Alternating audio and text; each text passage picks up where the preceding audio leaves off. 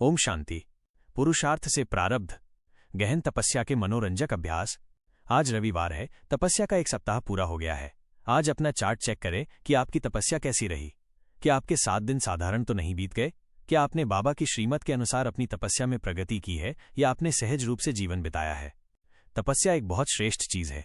जो तपस्या करते हैं उनकी समस्याएं शांत हो जाती हैं, वे महान बन जाते हैं, उनका मनोबल बढ़ जाता है और वे बाबा की सेवाओं में भी अहम भूमिका निभा पाते हैं। भगवान के बच्चे ही यदि तपस्वी नहीं बनेंगे तो भला और कौन बनेगा? जिनके पास सहज ज्ञान हो, जिन्होंने सारे रहस्य जान लिए हों, जो योग की सरल विधियां जान गए हों, वे भी यदि तपस्वी नहीं बनेंगे तो भला और कौन बनेगा? याद रखें, जहां त्याग है वहीं तपस्या है। और हमें विशेष रूप से आज ध्यान देना है पास्ट की बातों पर। पास्ट को पूरी तरह भूल जाएं। पुरानी बातें और पुराने संस्कार जैसे पुराने जन्म की बातें हैं। नया जन्म हो गया, वो सब पूर्ण हो गए। क्योंकि जो मनुष्य पुरानी बातों में रहते हैं, पुराने प्रभाव को समाप्त नहीं कर पाते, पुरानी घटनाओं को याद करके अपने वर्तमान सुख को मैला करते रहते हैं, पुरानी बातों की इफेक्ट से मन को परेशान रखते हैं, पुरानी बातों के कारण अपनी एटीट्यूड सुनिश्चित करते हैं, वे सचमुच व्यर्थ संकल्पों के शिकार हो जाते हैं और वे कभी भी सुंदर संकल्पों का आनंद नहीं ले पाते हैं। बाबा की तो बहुत अच्छी हमारे लिए कल्याणकारी श्रीमत है कि कम सोचना है, इकोनॉमी करनी है। संकल्पों की इकोनॉमी करेंगे तो कर्म और सुंदर होंगे, एक्सीलेंस हो जाएगी।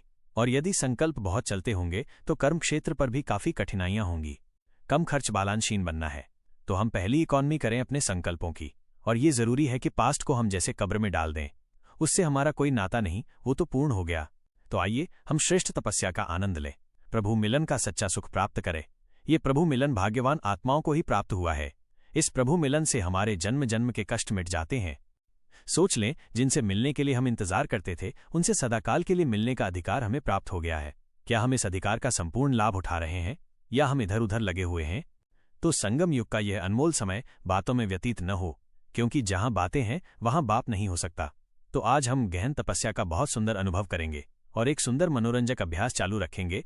मेरे लेफ्ट साइड में ऊपर में है ब्रह्मा माँ, देखो उन्हें बहुत ध्यान से।